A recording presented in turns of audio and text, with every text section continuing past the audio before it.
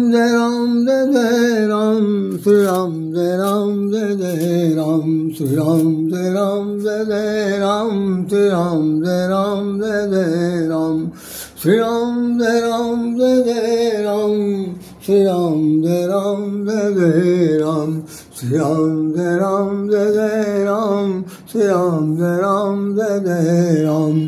सीताराम सीताराम सीताराम कहिए, जही विधि रखे राम वही विधि नहीं है।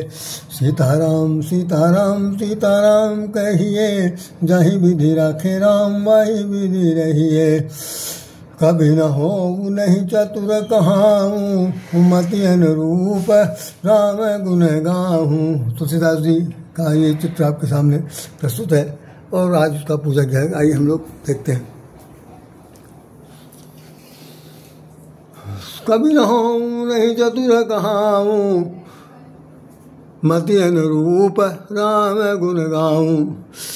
कवित्व स्वभाव एक नहीं मोरे, कवित्व स्वभाव एक नहीं मोरे। असत्य कहूँ लिख कागज कोरे, कविता स्वभाव एक नहीं मोरे। सत्य कहूँ लिख कागज कोरे, कवि न हो नहीं चतुर प्रवीणु। असकल कला सब विद्याहीनु। गोस्वामी तुलसीदास का ये चित्र आपके सामने है। पूज्यपाद गोस्वामी तुलसीदास जी का, संत श्रोमणी तुलसीदास जी का जो जन्मवृत्त है, जीवन चित्र है, उस पर दो शब्द कहना चाहेंगे। आप हमारा एक लेख देखें, इस पर मेरा नाम छपा हुआ, राधेश्याम राधे शायद लिखा हुआ है, और ये बहुत पहले छपा था, इसमें राष्ट्रीय स्वरूप में। तो आज मैं इस पर 2 मिनट चर्चा करूँगा, आप देखिए। जय श्री राम, जय भगवान, जय श्री राम, जय बजरंगबली। आज संत श्रोमणी महाकवि तुलसीदास जी का, गोस्वामी तुलसीदास जी का जन्मदिन है, जयंती मनाई जा रही है। पूरे भारतवर्ष में जो साहित्य प्रेमी हैं, गोस्वामी तुलसीदास के साहित्य से ज़्यादा संपर्क रखते हैं, या रामचरितमानस के पठन पाठन से, लेकिन उनकी जितने भी कृतियाँ हैं उन पर उन्होंने जो अमल किया है, कम से कम वो आज जयंती जरूर मना रहे हैं। बाकी मैं उन छात्रों के बारे में बिल्कुल नहीं कह सकता जिन्होंने रामचरितमानस या तुलसीदास की ग्रंथावली से उन्होंने प्रसिद्धि प्राप्त कर लिया हो, और कहीं लेक्चरार जरूर होंगे, कुछ पढ़ा रहे होंगे, कुछ कर रहे होंगे, लेकिन जो उनसे कोई अपेक्षा नहीं की जा सकती कि वो जयंती आज मनाएंगे। क्योंकि जो कुछ आज के समय में पढ़ाई लिखाई का जो जीवन स्तर चल रहा, उसके अंदर ये सब चीज़ें कहीं सिखाई नहीं जाती, चाहे ग्रेजुएशन हो चाहे पोस्ट ग्रेजुएशन हो, कि भाई आपको अपने पूर्वजों की, अपने महान विभूतियों की जयंती भी समय के साथ साथ मनाते रहना चाहिए। तो कभी कोई चांस पड़ गया, कहीं होगा तो बनाएंगे, नहीं तो नहीं बनाएंगे। चलिए, हम आपसे बात करना चाहते हैं। अभी तक जितनी बातें हमने आपको बताई कि गोस्वामी तुलसीदास जी ने जो जिस वक्त रामचरितमानस लिखा, रामचरितमानस का एक बड़ा विवाद सामने आ गया। हालांकि उन्होंने जो लिखा था उसमें चौपाई लिखी हुई है रामचरितमानस में, अगर आप पढ़ेंगे तो उसमें लिखा है, संबत 16 सव 31, संबत 16 सव 31, करहि कथा हरि पद दर्शीसा, करहि कथा हरि पद दर्शीसा। संबत 1631 में उन्होंने लिखना शुरू किया था, और लगभग पूरे 50 वर्ष तक उन्होंने लिखा। 50 वर्ष तक लिखा गया, और उस लिखने में हनुमान जी की बहुत बड़ी उसमें भूमिका रही। उन्होंने बीच बीच जहाँ कहीं उनके कलम रुक जाती थी, वहाँ हनुमान जी स्वयं प्रकट होकर के उस कलम को पूरी करते थे, वाक्य को पूरा करते थे। ऐसा हम लोगों ने महापुरुषों के मुखारबिंद से सुना है। गोस्वामी तुलसीदास जी के बारे में कितना कुछ कहा जाए। 14 ग्रंथ उन्होंने लिखे हैं। 14 ग्रंथ में से हम कुछ ग्रंथ अभी आपको गिना दे रहे हैं, जिसमें से आप देख सकते हैं रामचरितमानस तो सर्वप्रमुख ग्रंथ है। उसमें लिखा, भगवान शंकर ने जब वक्त इसकी रचना, सबसे पहले रचना तो भगवान शंकर ने की। तो पार्वती जी को कथा सुनाते इसमें उन्होंने कहा था, रति महेश निज मान सराखा, असु समय पाई शिवा सन भाखा। भगवान शंकर ने राम के चरित्र का जो लिखा, प्रथम कवि वही है, और उन्होंने अपने मानस में रख लिया था। अपने मन मस्तिष्क में उन्होंने पूरी तरह से उसको बैठा लिया था। और जब जिस वक्त कहा कि जब तक सती जी थी, सती के समय तक कोई बातचीत नहीं हुई। जब सती जी का मृत्यु हो गई और वो दूसरा जन्म पार्वती के रूप में लेती हैं और वो कथा पूछती हैं कि आप जिस राम के नाम में रमण करते रहते हैं, जिस ब्रह्म के नाम में रमण करते रहते हैं, भाई वो कौन है, उनका आप हमें नाम बताइए, परिचय बताइए, कुछ उनका कथा सुनाइए। तो वो कह रहे हैं सुसमय पाए शिवासन भागा। इसका मतलब ये हमें बहुत बड़ी शिक्षा मिलती है कि आप अनर्गल या बिना किसी वजह के किसी आदमी की ज़बरदस्ती दिमाग मत खाइए। जब तक वो खुद न कहे कि भाई हमें वो सुनाओ जिसमें तुम रमण करते हो, तभी शुरू होइएगा। अदरवाइज ये सुन लीजिए, इन कानों से चार बात बहुत बुरी सुनने को मिल सकती है। दिमाग चाटे पड़े हैं, कुछ नहीं कहना तो हमारे ही पीछे पड़े हुए। अरे भैया एक बात बताई जा रही, उसके बाद चार बात सुनी जा रही, तो कहने की जरूरत नहीं। वो साम भगवान शंकर ने कह दिया कि मैंने कथा सुनाई जब सुसमय पाया, जब सुंदर समय आया, सुंदर वो मुहूर्त निकला। मुहूर्त क्या निकला? जब पूछा। प्रश्नकर्ता की इच्छा पर डिपेंड करता है, उनकी क्या जिज्ञासा है। जिज्ञासु बनना बहुत ज़रूरी है। तो जिज्ञासु बन करके जब वो पूछती है तो भगवान शंकर बताते हैं।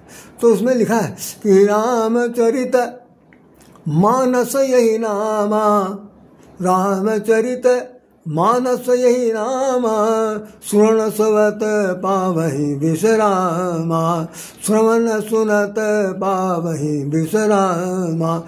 इसका नाम है रामचरितमानस। और इसको सुनने से तुरंत मन को आत्म शांति मिलती है, परम शांति मिलती है। ये तो नहीं मैं कह सकता, लेकिन आत्म शांति मिलती है। कुछ प्रकार की दिव्य शक्ति भगवान की कृपा से उसको प्राप्त होती है। लेकिन शर्त यह है कि भाई सही ढंग से निष्कपट भाव से जो कथा सुनेगा उसी को समझ में आएगा।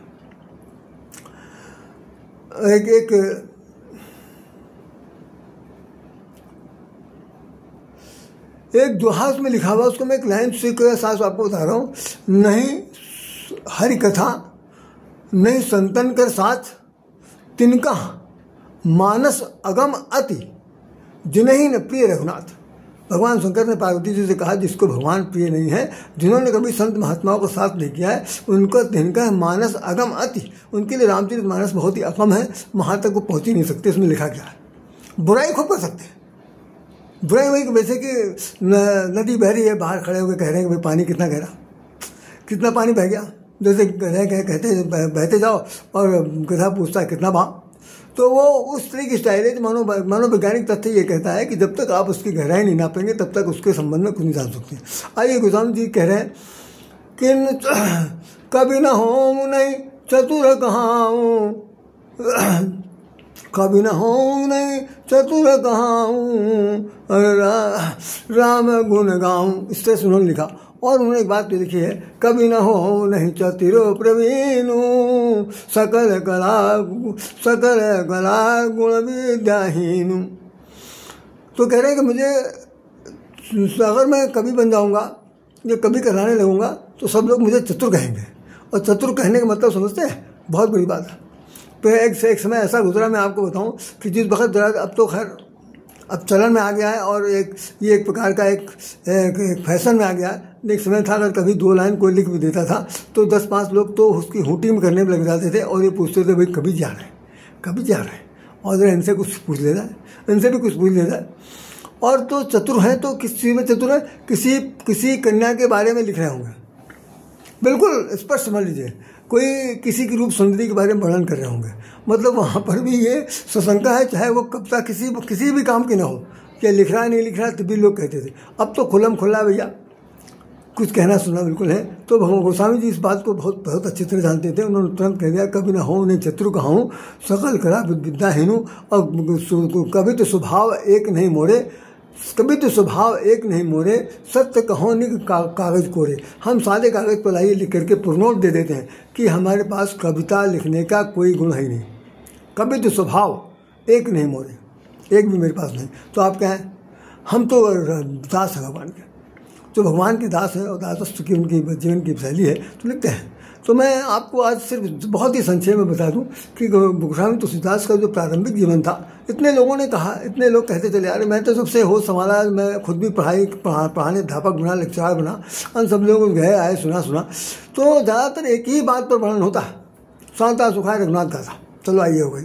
कभी कोई किसी बात को कोई किसी बात कहता, लेकिन कोई नई चीज़ नहीं होता था कि उसमें से कुछ ग्रे चीज़ निकाल दी जाए। कि आप ये देख लिए कि उनका बाल जीवन बहुत ही दुर्दमनीय स्थिति में बीता कि माताजी 7 दिन के अंदर मर गई।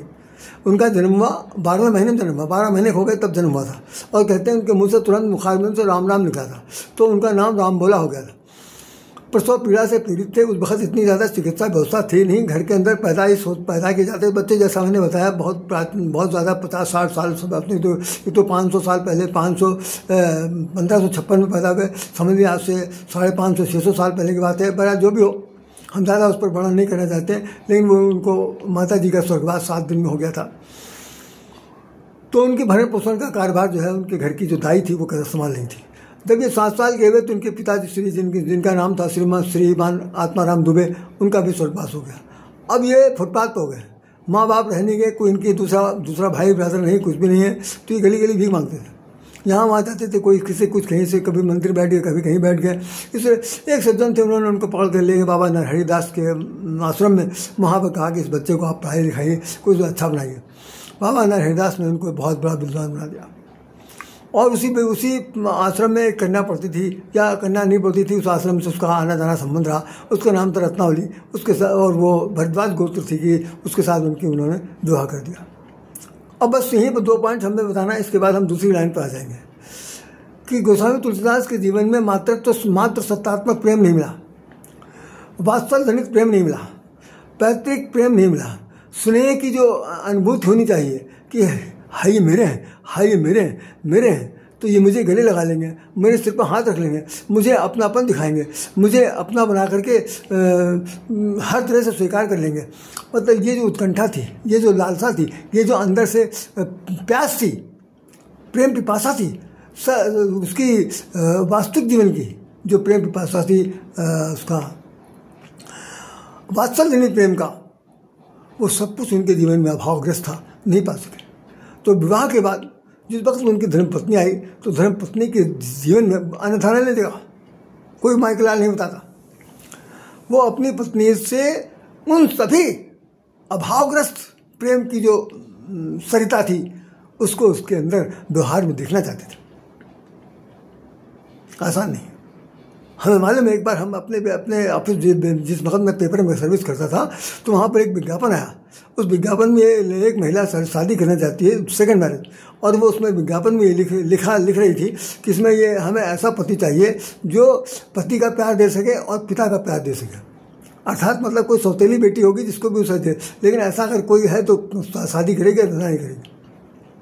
मतलब यह है कि उसको पति का प्यार तो चाहिए, लेकिन उसकी जो बेटी है उसको कोई गैर न समझे, उसको भी पैतृक प्यार की आवश्यकता है।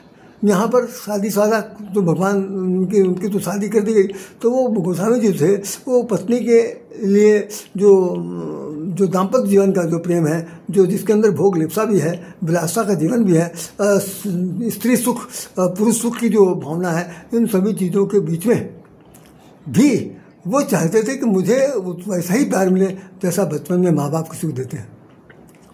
होता है कई बार, एक बार हमने ऐसा भी देखा कि कुछ लोग ऐसे होते हैं जो अपनी पत्नी के प्रति इतने आसक्त होते हैं कि वो उसको उस तरह भगवान हमारी यही देवी है, यही जो कुछ कहेंगे मानेंगे, हम उनके शरण में हैं, हम उनकी, ऐसा करके भी कुछ लोग कहते रहते हैं। लेकिन वो जो महिला थी उसके दिमाग में सिर्फ एक बात भरी थी कि इनको हमारी हाड़ मास से प्रेम है। वो उनकी आत्मीय जो विवेक था, जो मनस्थिति थी, या उनका जो मंतव्य था, वहाँ तक उसकी पहुँच हो नहीं पाई। और वही ऐसा कहा जाता है कि एक दिन वो अपने उनसे बिना पूछे उसका भाई आया, उसको लिया चला गया अपने घर, मायके चले गए। तुलसीदास जी जब घर लौट के आए तो उन्होंने देखा ताला बंद है, वो उल्टे ससुराल चले गए। और बहुत ही मदद थे कि वो मुर्दा जा रहा था, मुर्दे के ऊपर बैठ चले गए, बड़ी पानी बह रहा था, बड़ी बरसात का मौसम था, नदी बढ़ी हुई थी, बाढ़ थी, दुनिया भर का सब बात था। और आखिर में उनके घर पहुँचे, सांप को रस्सी समझ करके फांद के अंदर चले गए।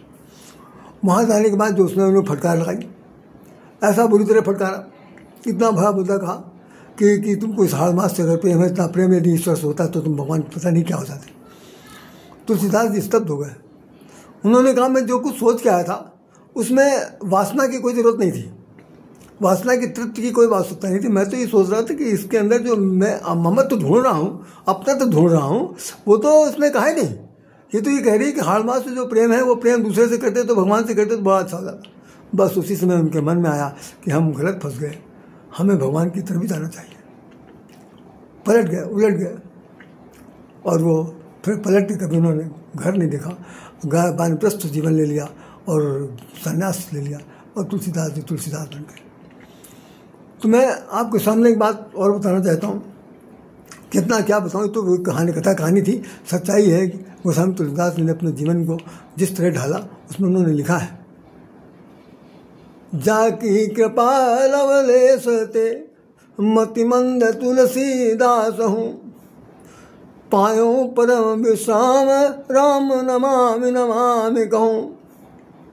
गोस्वामी जी कह रहे हैं कि जिसकी कृपा से मुझे, जाकी कृपा लवलेश से मतिमंद तुलसीदास हूँ, मैं विश्वास के साथ कह सकता हूँ, आप लोग भी सुनिएगा समझिएगा, कि कोई भी कवि, कोई भी लेखक, कोई भी विद्वान, कोई भी साहित्यकार, कोई भी लेखक, पत्रकार, उपन्यासकार, जितने भी आप जानते होंगे सबको, कोई अपने आप को मंद बुद्धि का नहीं लिखता, मंद गंवार नहीं लिखता, मूर्ख सठ नहीं लिखता।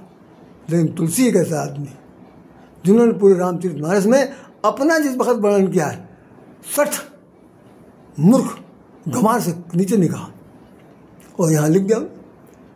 कितनी बड़ी बात है भाई कि आप अपनी स्थिति को संभालते हैं। वो विनय पत्रिका में तब लिखते हैं कि अबलो नसानी अपना न सही हूँ, राम कृपा भव निसास रानी जागे अब न टसी हूँ। हम अभी तक नाश हुए, अब नाश नहीं होंगे। एक्सेप्टेंस है, सेल्फ एक्सेप्टेंस है कि अगर हमने गलती की तो स्वीकार करें। कोई मैं गलत स्वीकार नहीं चाहता, अपने बुराई पर पानी फेर देना चाहता, अपने बुराई को ढक लेना चाहता। लेकिन ये ऐसे महाकवि लोग हुए जिन्होंने अपनी बुराइयों को साक्षात सामने ला दिया। लिखा है विनय पत्रिका में, ऐसी मूर्खता या मन की, मेरी मूर्खता देखिए, मेरे मन की मूर्खता देखिए, ऐसी मूर्खता या मन की, परिहरि राम भगत सुर सरिता, परिहरि राम भगत सुर सरिता आस करत ओसन की। इतना बड़ा मूर्ख है, बेवकूफ़ कहीं का, इसको इतनी भी अकल नहीं है कि राम की भक्ति रूपी सरिता बह रही है, उसको छोड़ करके और उसकी बूंदों से स्नान करना चाहता। आस करत ओसन की, ऐसी मूर्खता है मन की। मैंने 2 ही लाइन बता दिया। तो मैं सिर्फ बताना चाहता हूँ कि ऐसा महान कवि संसार में दोबारा जन्म नहीं सकता। कविता लिखी उन्होंने, रामचरितमानस लिखा, भैरव रामायण लिखी, गीतावली लिखी, कवितावली लिखी, जानकी मंगल, पार्वती मंगल, आपका ये रामलीला नछू, राम का विवाह से रिलेटेड है, और ये गीता विनय पत्रिका, यहाँ तक अन्य और बहुत सारे हैं जिनको मैं अभी तक ज़्यादा बताना ठीक नहीं है। मतलब 14 ग्रंथ लिखे हैं जो प्रमाणिक हैं। उसमें हनुमान चालीसा का भी नाम आता है, लेकिन प्रमाणिक ग्रंथों में नहीं है, अलग से लिखा गया। तो भैरव रामायण हो गई, दोहावली हो गई, कवितावली हो गई, गीतावली हो गई, पार्वती मंगल हो गया, जानकी मंगल हो गया, और भैरव रामायण तो मैंने आपको बता दिया। साथ साथ यह है कि तमाम सारी ग्रंथों लिखने के बाद रामचरितमानस सर्वोपरि हो गई। तो अब ज़्यादा कुछ नहीं कहेंगे, हम सिर्फ इतने कहना चाहते हैं कि जितना भी गोस्वामी तुलसीदास ने लिखा है, इनके लिखे हुए सत्य पर आप लोग जाइए और इनके ग्रंथों को पढ़िए, बहुत कुछ मिलेगा। आज मैं आपको जो बता रहा हूँ, जो बोल रहा हूँ, जो कह रहा हूँ, ज़्यादा बड़ी बात तो नहीं है। भगवान साक्षी इस बात का कि जो कुछ भी कहना, सुनना, बोलना, समझना सीखा है, उसकी देन अगर है तो रामचरितमानस है, नहीं तो मैं नहीं बोल सकता, मैं कुछ नहीं जानता। लेकिन रामचरितमानस ने हमको बहुत कुछ सिखाया। 60 साल तक मेरा धन जो है इसके साथ लगा हुआ है, और मैं फिर भी अभी भी जब मैं पढ़ता हूँ, अभी क्या रोज़ पढ़ता हूँ, प्रारंभ से अंत तक पढ़ना है रहता, तो उसमें हम कई बार देखते हैं जो हमने कल तक पढ़ा था वो बिल्कुल नया दिखाई पड़ता। तो निश्चित रूप से आप लोग स्वाध्याय बनाइए, इसे पढ़िए। हाँ, अपवाद स्वरूप कुछ लोगों को रामचरितमानस में बड़ा बुराई लगती है। 2-3 लोग हैं जिनको 2-3 का मतलब उनकी संख्या जो है मुट्ठी है, लेकिन वो बहुत ही ज़्यादा ना समझ है। उनकी बात पर मत जाइए, रामायण को पढ़ के देखिए, स्वाध्याय बनाइए। 1 पेज पढ़िए, आधा पेज पढ़िए, 2 लाइन पढ़िए, 4 लाइन पढ़िए ज़रूर, आपको बहुत कुछ मिलेगा। क्योंकि हमने आपको बता दिया, भगवान शंकर कह रहे हैं सुनत श्रवण पावई विश्रामा। तो रामचरितमानस में कि लिखने वाले तुलसीदास जी को बहुत बहुत मैं सादर प्रणाम करता हूँ, सतकोर नमन करना हूँ, हृदय से वंदन करता हूँ। आप सब लोग मैंने वंदन कीजिए और जैसा भी हो सकता प्रभु आपको सद्बुद्धि दे। जय श्री राम, जय श्री राम।